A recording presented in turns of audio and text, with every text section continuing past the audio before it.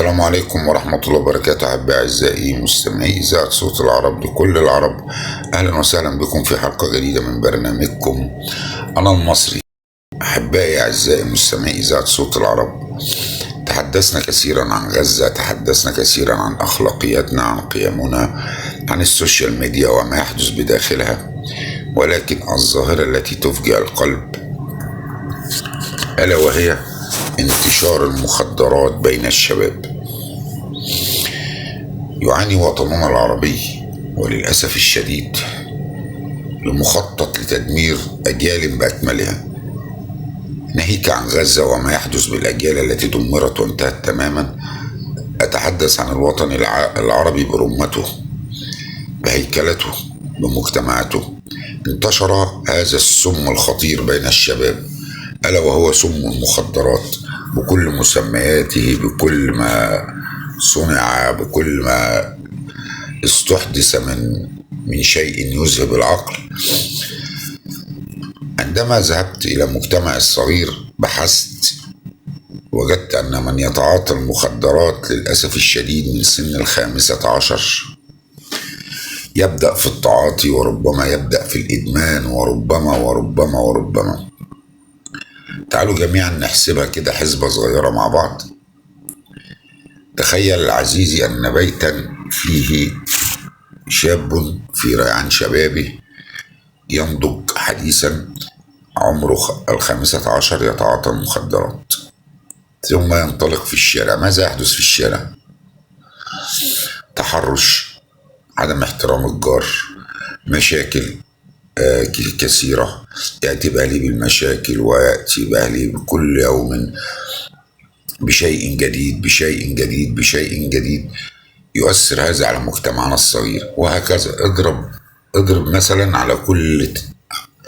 على تقريبا كده نقول 20% من شباب تلك المناطق التي من المفترض أنها تحمل لواء الأمة، ومن المفترض أن يخرج منها الطبيب والمهندس والعالم والمزارع، ويخرج منها من يحمل هم أمتنا. ماذا حدث لشباب اليوم؟ كثرت المخدرات، كثر غياب العقل. ماذا تفعل أمتنا؟ هنقول القوانين وجهاز الشرطة ماذا يفعل جهاز الشرطة منفردا؟ هل سيعزف جهاز الشرطة منفردا لمنع المخدرات؟ مستحيل. لابد من مراعاة الأسرة لأبنائها ومراقبتهم. لابد من الرقابة اللصيقة لكل الأسرة، الأب والأم والمدرسة، مع المدرسة أسرة.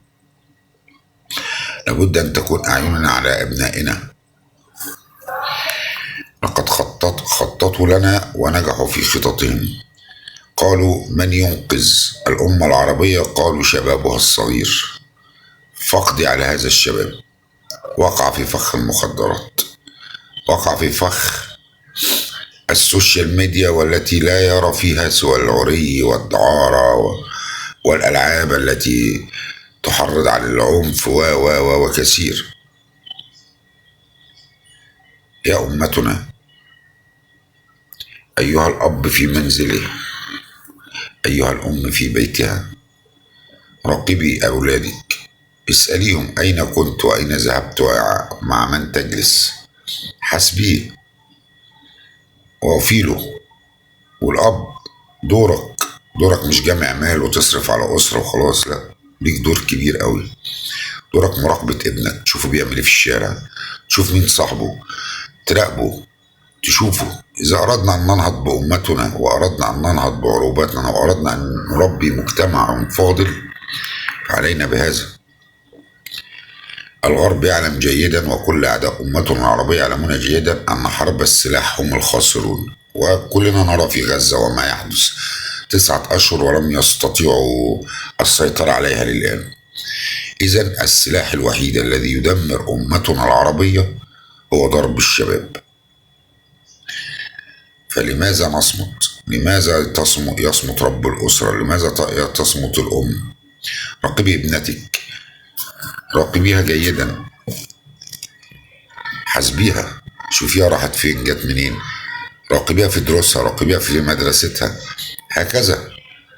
هكذا نستطيع تربية جيل يحمل لواء الأمة. هكذا نستطيع أن نحافظ على أجيالنا وشبابنا من الضياع. طبعا موضوع خطير وموضوع يحتاج إلى حلقات كثيرة وبالتفصيل الأوضح والأوضح، ولكن أكتفي بهذا القدر الصغير، ولنا حلقات باقية في ذاك الموضوع ومواضيع أخرى تهلك وتدمر مجتمعنا. انتظروني. شكرا لكم لحسن استماعكم.